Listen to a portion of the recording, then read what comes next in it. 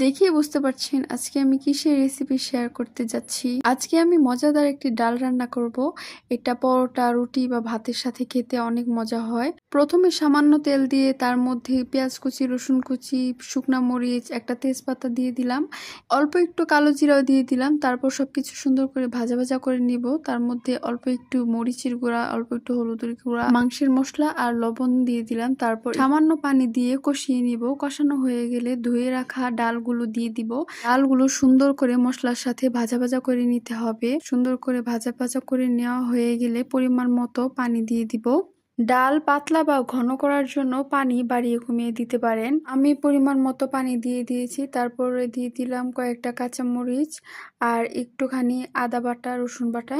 এখন ডালগুলো ভালো করে সেদ্ধ হওয়ার জন্য অপেক্ষা করব। ডালটা পুরোপুরি হয়ে যাওয়ার আগে আগে একটুখানি জিরা গুঁড়ো দিয়ে নামিয়ে নেব।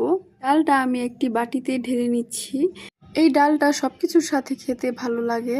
আপনারাও একবার বাসায় ট্রাই করে দেখবেন কেমন লাগে আপনাদের কাছে। তারপর আমাকে জানাবেন। আল্লাহ হাফেজ।